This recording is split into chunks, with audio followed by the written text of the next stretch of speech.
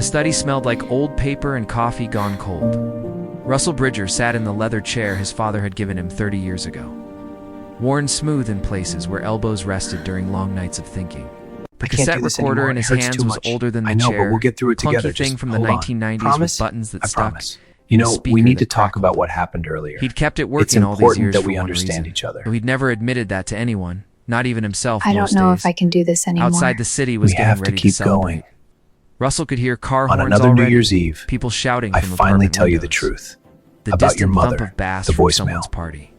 Inside this room, with its shelves of books he'd read to avoid conversations, I can't its do this desk anymore. covered It in hurts too papers much. he'd I organized know, to but look we'll get busy. through it together. Just Everything hold on. felt suspended Promise? in amber. I promise. Frozen, waiting. The front door opened and closed. Russell's hand tightened around the recorder. "I'm back," Theo called from the hallway. His voice had that flat quality it had carried for months. You know, we now, need to talk about what maybe happened longer. earlier. Russell it's had important stopped that we tracking when understand exactly each other. his ward had stopped sounding like a kid. You know, we need to talk and about started what sounding happened like earlier. someone just going It's through important motions. that we "You're understand early," each other. Russell said. On Setting another the New Year's recorder in a Eve, drawer before I Theo finally appeared. tell you the truth Muscle about your memory. mother, the Hide voicemail. the truth, protect the boy, keep everything smooth. 17 years of the same pattern, Theo appeared in the doorway, still I wearing don't know his if jacket. I can do this anymore. At 17, have to he'd keep grown going. tall enough to meet Russell's eyes, the dark hair that fell across his forehead, and a way of standing that suggested he was ready to leave any conversation at any moment. Party was boring. Everyone was drunk or pretending to be. Figured I'd rather be here. The lie sat between them comfortably. Theo would rather have been anywhere but here, and they both knew it. "Want some tea?" Russell asked. I was just about to make some. Sure. They moved to the kitchen, performing the routine they'd perfected over years. Russell filled the kettle. Theo got down to mugs. Neither spoke. The silence wasn't peaceful exactly, but it was familiar. And sometimes familiar felt safer than honest. Theo leaned against the counter, watching Russell measure out tea leaves with the precision he brought to everything. "Can I ask you something?" Russell's hand paused over the canister. Questions on New Year's Eve never led anywhere good. "Of course. I found something today. In that box of old books you told me to sort through." Theo pulled a photograph from his jacket pocket, creased and faded. This was tucked inside a copy of poems. "You said we didn't have any pictures of her." Russell felt his chest tighten. The photograph showed a young woman with dark eyes and a tentative smile, holding a bundle of blankets that must have been newborn Theo, Camille. He'd forgotten that picture was in there, or maybe he'd tried to forget. "I said we didn't have many," Russell corrected quietly. "That's different than none, right?" Theo set the photograph on the counter between them. "So why hide it? Why not just let me see her face?" The kettle began to whistle. Russell poured water over tea leaves, watching them unfurl and darken the water. "I wasn't hiding it. I just didn't think it would help." "Help with what? With moving forward? With having a life that wasn't defined by absence?" Theo laughed, a sharp sound without humor. "You don't think my life has been defined by her absence? Really? Every Mother's Day at school, every parent-teacher conference with just you. Every time someone asks about my family, and I have to explain that my mom left when I was a baby, and my dad is actually my guardian, is not related to me at all. You think a photograph would have made that worse?" Russell handed Theo his mug. "I think I made choices that seemed right at the time. Maybe they weren't. Probably they weren't." "That's not an answer," no, Russell admitted. "It's not." Theo took his tea and walked back toward his room, then stopped in the hallway. "I've been having these dreams. For months now. There's this voice, a woman's voice, and she's saying something important, but I can never quite hear the words. Just the tone, you know? Like she's trying to tell me something. And I wake up and I can't remember my mother's voice at all. I was 6 months old when she left.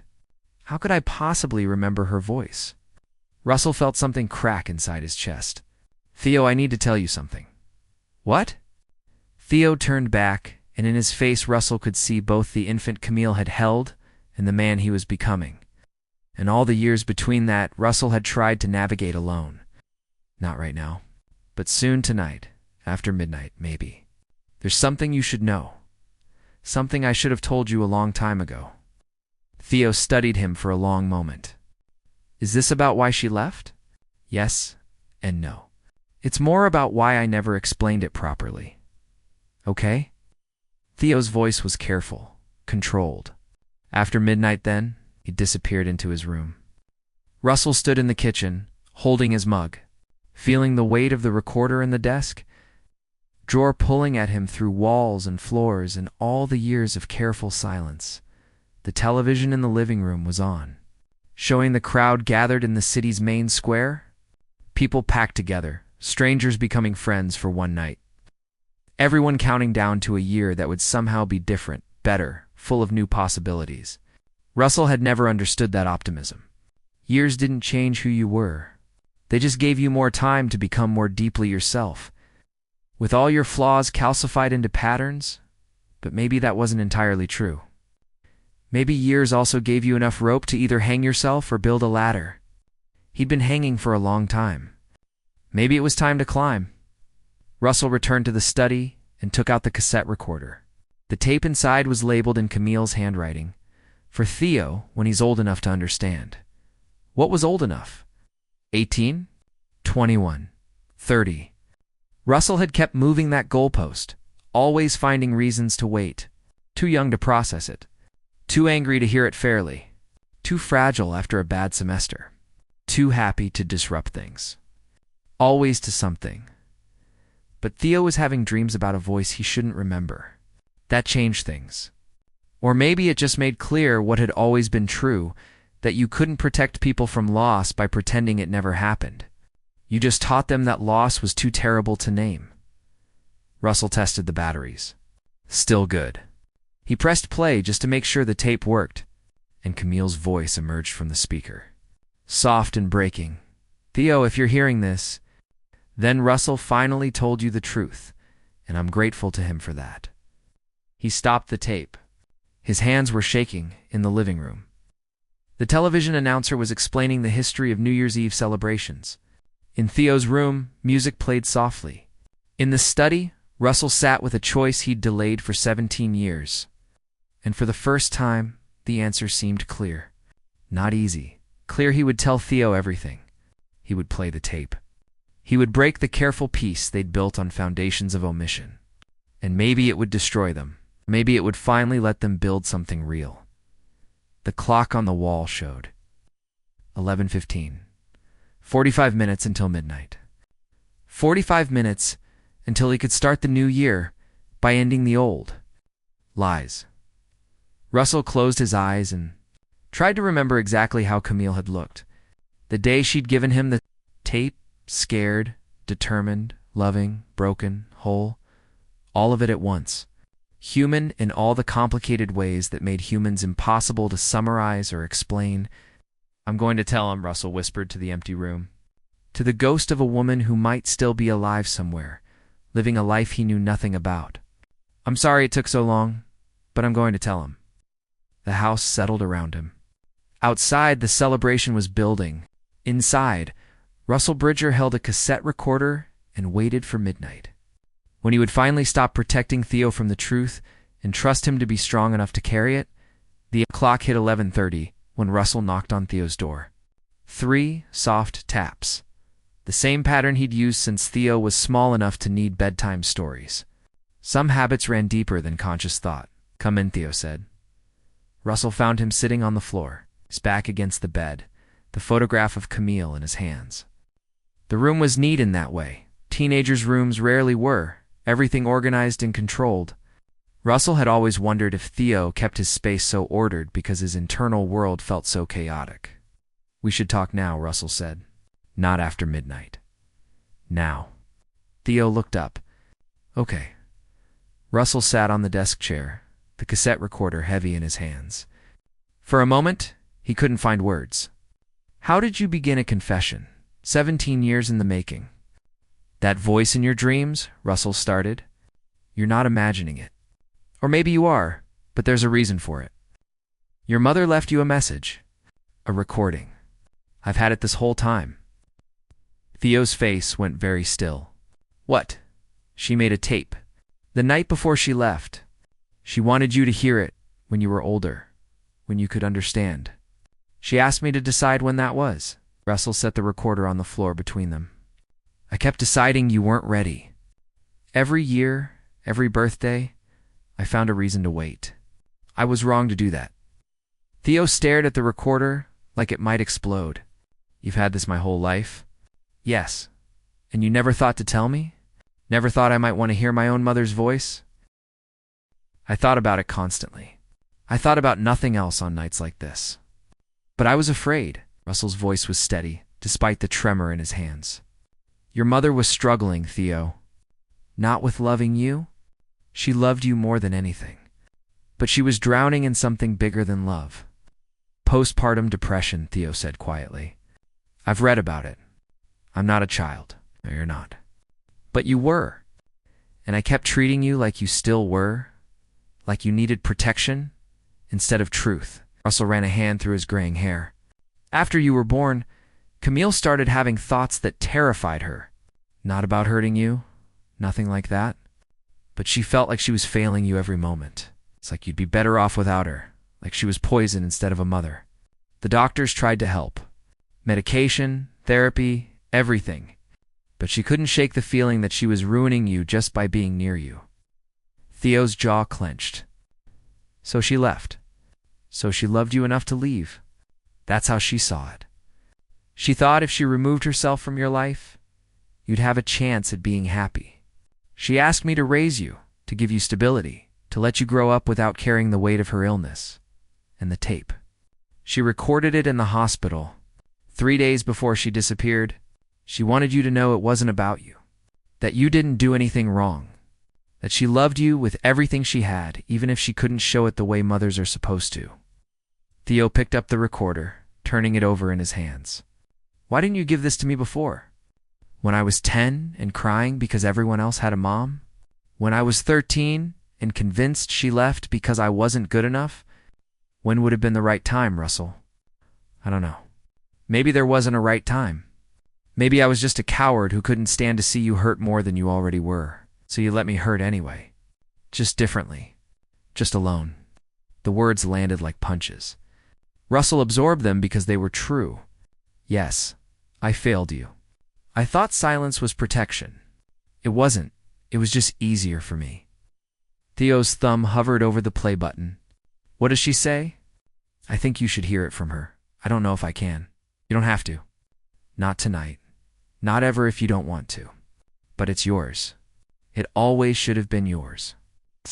They sat in silence. From the living room, the television counted down the minutes. 20 until midnight.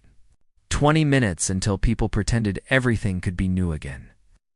Tell me about her, Theo said finally. Not the sick parts. The real her. Russell smiled despite everything. She laughed at terrible jokes.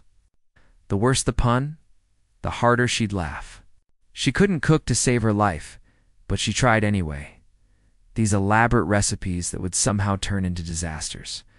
She'd order pizza and pretend she'd planned it all along. She read poetry, stuff I never understood, but she'd read it out loud and make it sound like music. She wanted to be a teacher. Elementary school. She said little kids still believed the world was good. Did she believe that? Before the depression? Yes. After, I don't know. She tried to. She fought so hard to believe it, Theo. But sometimes our brains betray us.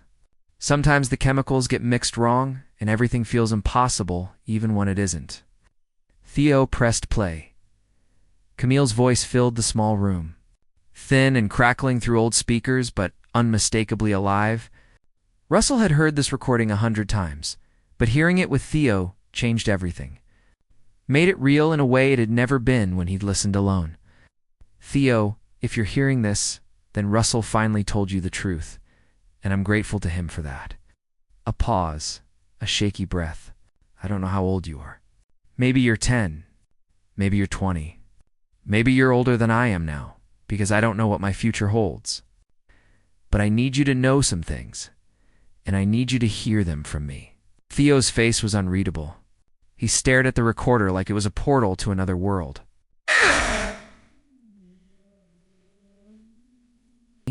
I used to talk to you.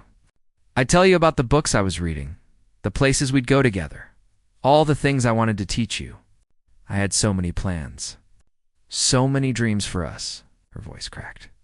Russell remembered sitting in that hospital room, watching her record this, feeling helpless. But then you were born, and something in me broke. Not because of you. Never because of you. You were perfect. You are perfect. But my mind started telling me lies. That I was hurting you.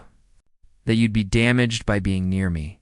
That every moment I held you was a moment I was failing you. The doctor said it was my hormones, my brain chemistry, something fixable. But I couldn't fix it fast enough, Theo. I couldn't stop feeling like I was drowning and pulling you under with me. Theo's hand had moved to his mouth. His eyes were wet, but he didn't blink, didn't look away from the recorder. So I'm making a choice. Not because I don't love you, because I do. Because I love you so much that I can't stand the thought of my sickness becoming your sickness. Russell is good. He's steady and kind, and he'll give you what I can't, a home that feels safe. A life that isn't shadowed by my broken pieces. Camille's voice steadied slightly. I want you to know that leaving you is the hardest thing I've ever done. Harder than being sick. Harder than admitting I need help. I'm going to spend the rest of my life wondering about you. What you look like. What makes you laugh. Whether you're happy. And I'm going to carry the weight of not being there. That's my burden, Theo. Not yours. You don't owe me anything. Not forgiveness, not understanding, not even a thought. You're free of me, and that's the only gift I know how to give you. Long pause. Russell could hear her crying softly on the tape. But if someday you want to understand, if someday you need to know that you were loved, I need you to hear this. You are not the reason I left. You are the reason I wish I could have stayed. And wherever you are, whoever you become, you carry my love with you. Always. Even if you never think of me again. Another pause. Russell, if you're there with him, thank you. For everything. For keeping this promise. For raising my son when I couldn't. For being the father he deserves. I hope you told him when the time was right. I trust you did. The tape clicked off. The room was so quiet Russell could hear his own heartbeat. Outside, people were shouting. 5 minutes to midnight. 5 minutes to the new year. Theo pulled his knees to his chest. Tears ran down his face silently. She's alive somewhere, Russell said softly. I've kept track through mutual friends. She got help. Real help. She's living in a different city now, teaching at a small school. She sends letters sometimes to me. Asking how you are. She never asks to see you. She thinks she doesn't have that right. Do you have the letters? Theo's voice was rough. Everyone. I saved them all. I thought maybe someday you'd want them. I want them now. Russell stood. I'll get them. But Theo, you need to know something. You don't have to do anything with this information. You don't have to forgive her, or me, or anyone. You don't have to reach out to her. You don't have to feel any particular way. Whatever you feel is right. Theo wiped his face. I don't know what I feel. I thought I'd be angry. I am angry. But I also just heard my mother tell me she loved me. How am I supposed to be angry at that? You can be both. People are complicated. Feelings are complicated. Get me the letters. Russell left and returned with a shoebox, worn at the corners. Inside were envelopes, dozens of them, organized by date. 17 years of a mother loving her son from a distance. Theo took the box. Can I be alone? Of course. Russell moved to the door, then stopped. Theo, I'm sorry. For all of it. For keeping this from you. For thinking I knew better than you did what you could handle. You deserved the truth years ago. Theo looked up, his face blotchy and tear-stained, and more open than Russell had seen it in years. Yeah, I did. But you're giving it to me now. That's something. Russell nodded and closed the door behind him. In the living room, the countdown began. 10, 9, 8. Russell stood by the window and watched fireworks start to explode over the city. 7, 6, 5. Down the hall, Theo was reading letters from a mother who loved him enough to leave. 4, 3, 2. Russell thought about Camille wherever she was. was wondering if she was watching these same fireworks. The new year arrived. Nothing felt different. Everything felt different. Russell made tea. He didn't drink and waited for Theo to emerge whenever he was ready. The truth was out now. There was no taking it back. They'd have to build something new from the rubble of what they'd been. Whether that was possible, Russell didn't know. But at least now they were building on solid ground. Dawn came gray and quiet. Russell hadn't slept. He'd spent the night in the living room, listening to the sounds of the house, hearing Theo move around occasionally. Once he'd heard sobbing. He'd started toward Theo's room, then stopped. Some pain you had to sit with alone before you could share it. At 6 a.m, Theo emerged. His eyes were red and swollen, but his face was calm. He sat on the couch next to Russell without speaking. "Did you sleep?" Russell asked. "Did you?" "No." They watched the sun rise through the window, painting the city in shades of pink and gold. New Year's Day? People would be waking up with hangovers, making resolutions they wouldn't keep, feeling that strange mixture of hope and regret that came with arbitrary fresh starts. "I read all of them," Theo said finally. "Every letter. She wrote about me, but never to me. She told you about her life, her therapy, her teaching job, the kids in her classes. She asked about my grades, my friends, whether I was happy. She never asked to see me. She didn't think she had the right. Maybe she didn't. I don't know yet." Theo pulled his knees up, wrapping his arms around them. "But I want to understand. I want to know why she stayed away, even after she got better. The depression explains why she left. It doesn't explain 17 years of distance." Russell had wondered about this himself. Shame, maybe, guilt, fear that she'd hurt you worse by coming back than by staying gone. Or maybe she convinced herself you were better off without her and couldn't bear to test that theory. That's not fair to me. I should have gotten to decide. You're right. But fair doesn't always factor into how people make choices, especially people who've convinced themselves they're toxic. Theo was quiet for a long moment. "Do you think she'd want to meet me?" Russell's heart skipped. "I think she'd be terrified and grateful in equal measure." "But yes, I think she'd want that more than anything. I'm not ready yet. I don't know when I will be. But I think I want to write to her. Just to let her know I heard the tape, that I read her letters, that I don't hate her." "Do you hate her?" "I don't know. I'm angry she left. I'm angry you kept it secret. But I'm also angry at myself for all the years I spent thinking I wasn't enough to make her stay. Now I know it was never about me, and that makes me angry in a different way. Like I wasted all that hurt on the wrong thing." Russell understood. Hurt doesn't need to be rational to be real. That's what makes it worse. Theo looked at Russell directly. "I'm angry at you too. You should know that. You let me believe a lie for 17 years. You watched me struggle with abandonment, and you had the answer the whole time. No. I'm sorry." "Sorry doesn't fix it, but it's a start." Theo's voice was steady, not cruel, just honest. "I need you to promise me something. No more secrets. No more protecting me from things you think I can't handle. If you know something about my life, about my mother, about anything that affects me, you tell me, even if it hurts. Especially if it hurts. I promise. Mean it. I do. I swear to you, Theo. No more lies. Not even kind ones." They sat with that promise between them. Outside, the city was waking up. Someone was shoveling snow. A dog barked. Life continued in its mundane way, indifferent to private revelations. "Tell me about when she gave you the tape," Theo said. "I want to know everything," so Russell told him. About Camille in the hospital room, her hands shaking as she held the recorder. About how she'd recorded the message 3 times before she was satisfied, crying through each attempt. About how she'd made Russell promise to raise Theo with love and structure and normalcy. About how she'd signed away her parental rights the next day and disappeared before anyone could stop her. "Did you try to find her?" "At first, yes. For months. But she'd planned it carefully. New city, new name, cash jobs. while she got treatment. By the time I found her, she'd asked me to leave her alone. Said she needed to get better before she could even think about being part of your life. I respected that. Maybe I shouldn't have. Maybe you should have pushed harder.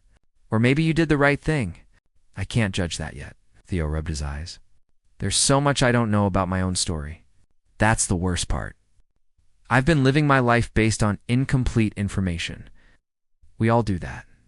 Nobody gets the full story of their life while they're living it. But most people get to know their parents.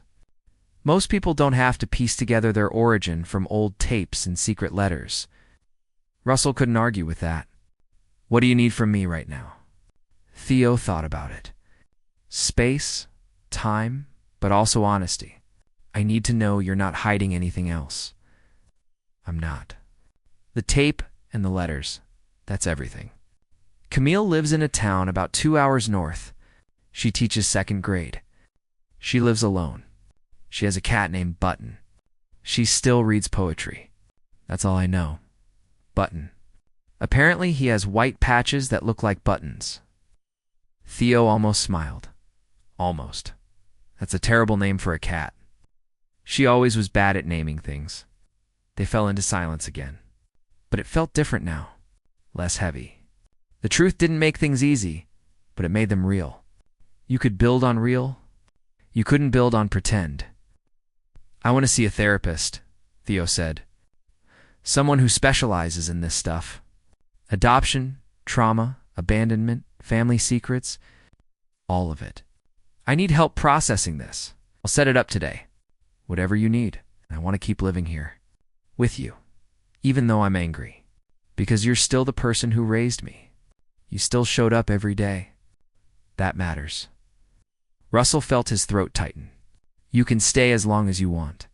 This is your home. But I also need you to understand that our relationship is different now. I can't just pretend everything is fine. I can't go back to how we were. I don't want to go back. What we were wasn't working. Maybe we can build something better. Maybe, Theo stood up, stretching. I'm going to try to sleep for a few hours. Then I want to write that letter.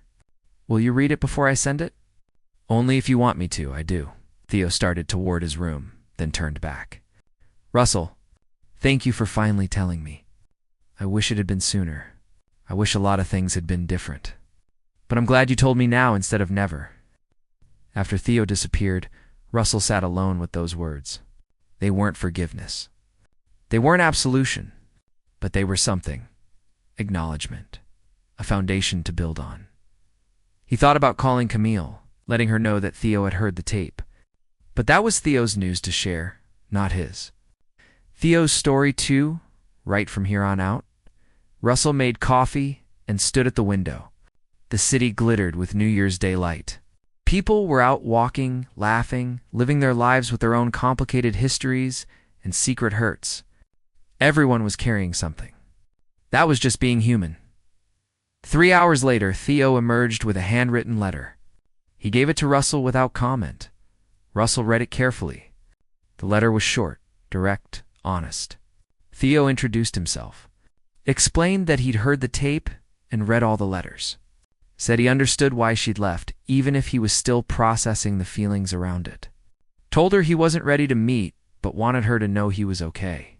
That Russell had raised him well, that she didn't need to carry guilt anymore. That someday, maybe, they could talk. But not yet. He signed it simply, Theo. It's perfect, Russell said. Will you mail it for me?